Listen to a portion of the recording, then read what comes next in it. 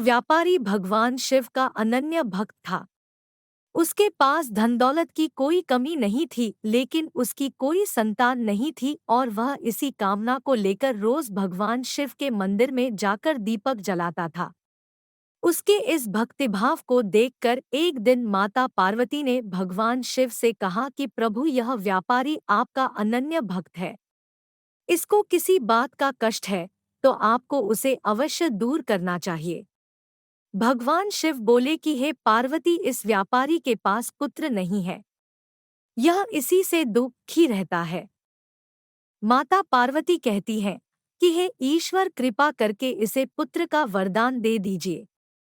तब भगवान शिव ने कहा कि हे पार्वती, व्यापारी के भाग्य में पुत्र का योग नहीं है।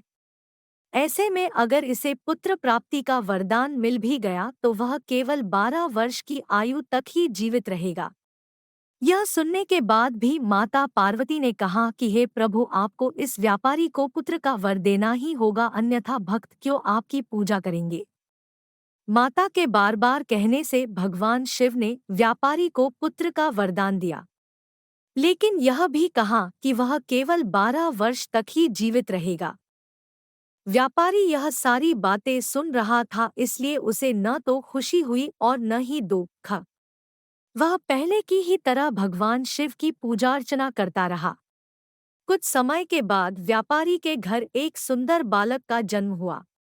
परिवार में खूब हर्षोल्लास मनाया गया, लेकिन व्यापारी पहले ही की तरह रहा और उसने बालक की 12 वर्ष की आयु का जिक्र किसी से भी नहीं किया। जब बालक की आयु 11 वर्ष हुई तो एक दिन व्यापारी की पत्नी ने बालक के विवाह के लिए कहा। तो व्यापारी ने कहा कि अभी बालक को पढ़ने के लिए काशी भेजेंगे।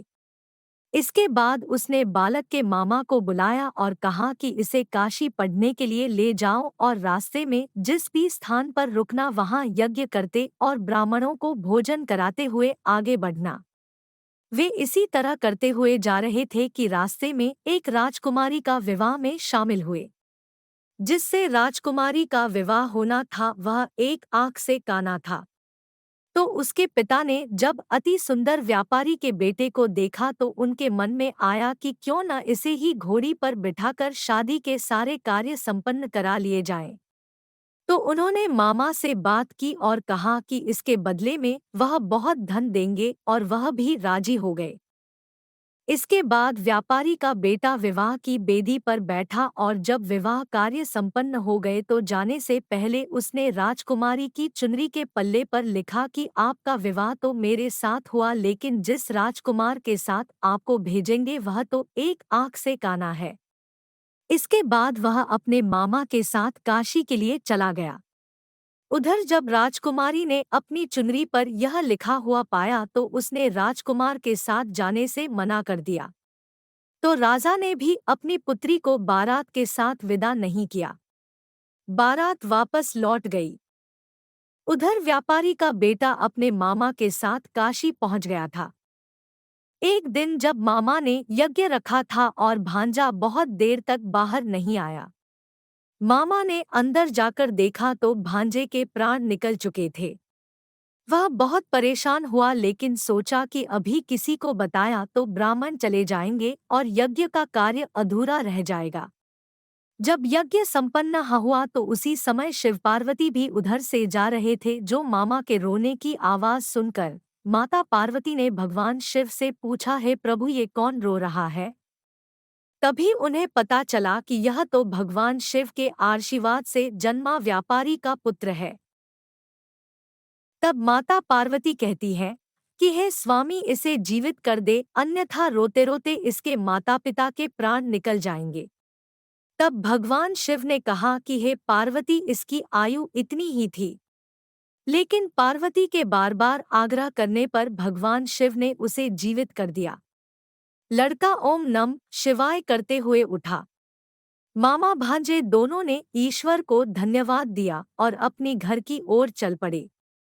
रास्ते में वही नगर पड़ा और राजकुमारी ने उन्हें पहचान लिया। तब राजा ने राजकुमारी को व्यापारी के बेटे के साथ बहुत सारे धन धान्य के साथ विदा किया। उधर व्यापारी और उसकी पत्नी छत पर बैठे थे। उन्होंने यह प्रण कर रखा था कि यदि उनका पुत्र सकुशल न लौटा तो वह छत से कूदकर अपने प्राण त्याग देंगे।